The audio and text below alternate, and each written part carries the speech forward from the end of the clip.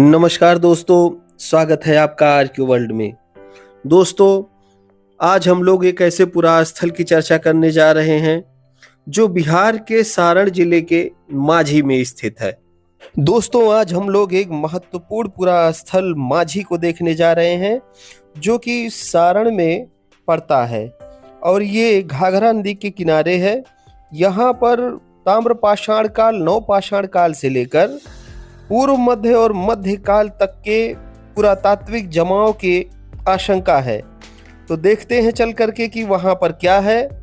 आप लोग वीडियो में अंत तक बने रहिएगा। ये जो पुरास्थल है, इसका पुरातात्विक उत्खनन कार्य भी टी.एन. रॉय नाम के एक पुरातत्व वैज्ञानिक ने करवाया है और उनका मानना है कि यहाँ पर उत्तरी काली चमकीली मृदभांड परंपरा, या जिसको हम 6ठी शताब्दी ईसा पूर्व का काल कहते हैं या द्वितीय नगरी संस्कृति का काल कहते हैं, उस समय से लेकर गुप्त काल तक के पुरातात्विक अवशेषों की प्राप्ति हुई है, पुरा संस्कृतियों की प्राप्ति हुई है और उनको इन संस्कृतियों के जमाओं से अनेक प्रकार के पुरावशेष मिले हुए हैं। तो इस पुरास्थल को देखने के लिए मैं भी आया हूँ और मैंने भी सर्वे किया। सर्वे के दौरान जो कुछ भी मुझे मिला वो सब मैं आपके साथ साझा कर रहा हूँ। यदि आप बिहार से हैं या सारण से हैं, रिविलगंज से हैं, माझी से हैं, तो आप इस वीडियो को अवश्य पूरा देखिएगा और यह समझने का प्रयास कीजिएगा कि आपका क्षेत्र कितना पुराना, कितना ऐतिहासिक और कितना महत्वपूर्ण है। तो बने रहिए मेरे साथ वीडियो के अंत तक। दोस्तों, छपरा से 19 किलोमीटर पश्चिम में माझी का यह टीला स्थित है।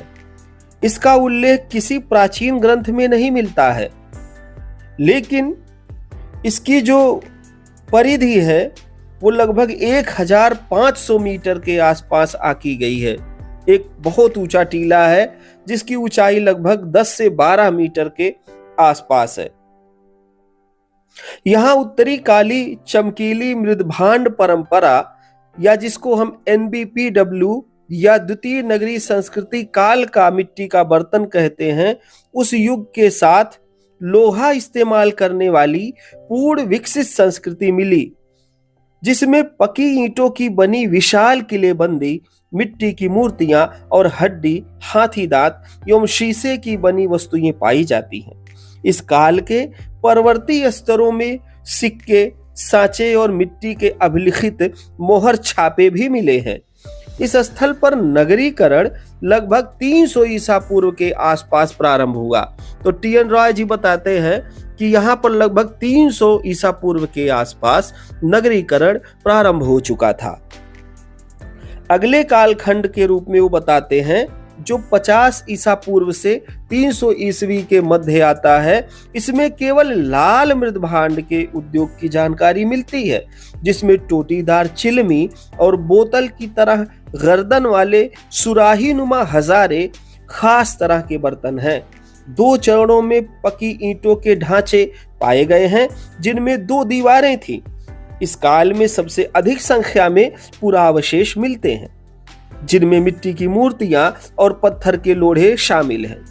ईसा की 2री-3री शताब्दी की अभिलिखित कई मुहर छापों की प्राप्ति हुई है तथा हाथी दांत का एक पैमाना भी मिला हुआ है। इन पुरावशेषों से माझी में नगरीकरण के विकास का संकेत मिलता है। तो यह स्पष्ट होता है कि यहाँ पर नगर था और बहुत संभव है कि ये कोई व्यापारिक केंद्र भी रहा होगा, है कि कुषाण काल में आकर के यहाँ पर व्यापारिक गतिविधियां हो रही होंगी और यह कोई बड़ा नगरीय केंद्र रहा होगा। गुप्त काल में भी यह संभावना व्यक्त की जा सकती है। चूंकि गुप्त काल के बाद यह पूरा स्थल पूरी तरह से उजाड़ हो गया, इसलिए ठीक कुछ कह पाना थोड़ा कठिन है, लेकिन बहुत संभव है कि कुषाण और गुप्त काल में यह बड़ा व्यापारिक केंद्र रहा हो। क्योंकि बिल्कुल किनारे पर स्थित है यह घाघरा नदी के। आगे देखें तो इन पुरावशेषों से माझी में नगरीकरण के विकास के संकेत मिलते हैं। 3री शताब्दी के बाद यह नगर उजड़ गया। टी.एन. रॉय बताते हैं, इस स्थल पर आबादी बिल्कुल नहीं थी। गुप्त काल के बाद यहाँ पे कोई आबादी नहीं आई। लगभग 8 शताब्दियों तक यह स्थान उजड़ा रहा। मध्य युग में एक छोटा सा जनसमूह एक बहुत छोटे क्षेत्र में प्राचीन खंडहरों के ऊपर आके बस गया। उनका मृदभांड काल 3रा माना गया है। यहाँ के लोगों के मृदभांड बनाने की कला पहले के लोगों से बिल्कुल भिन्न थी। परवर्ती स्तरों में फीके साधारण लाल मृदभांड के अतिरिक्त कुछ चमकीले मृदभांड भी मिले हैं। जाहिर है कि 3री शताब्दी के बाद 12वीं शताब्दी के आसपास यह स्थल पुनः आबाद हुआ।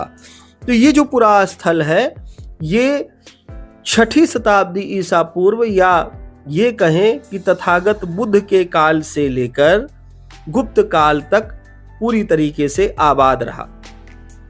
सर्वेक्षण के दौरान मैंने टीले के ढलान को भी देखा, ऊपर भी जाकर के सर्वे कार्य किया, नदी के किनारे तक गया, वहाँ बहुत सारे पुरावशेषों को मैंने एग्जामिन किया, उनको देखा, उनको उठा करके लाया और पूरी तरीके से मैं भी इसी निष्कर्ष पे पहुंचा कि टी.एन. रॉय द्वारा बताई गई पूरा संस्कृतियों के जमाव के क्रम वहां पे है।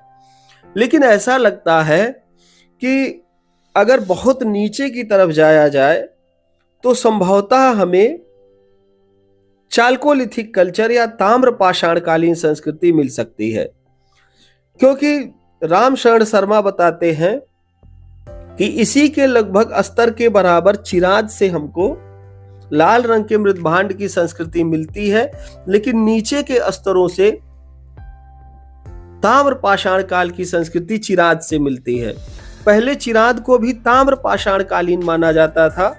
दोबारा जब उसका उत्खनन कार्य पटना विश्वविद्यालय के सिन्हा साहब ने करवाया तो पता चला कि वहां पर नव पाषाण काल के भी अवशेष हैं। इसी तरीके से टी.एन. रॉय जो बता रहे हैं वो तो वहां पर सांस्कृतिक जमाव है, पूरा संस्कृतियां हैं, लेकिन ऐसा प्रतीत हो रहा है कि सबसे निचले स्तर में कहीं ना कहीं या तो नवपाषाण काल या फिर ताम्र पाषाण काल की संस्कृति अवश्य होगी। क्यों? क्योंकि किनारे से एक जगह पे ईंट दिख रही है जो संभवतः कुषाण या गुप्त काल की है। उसके नीचे देखने पे लग रहा है कि उसके नीचे भी आवासीय जमाव है।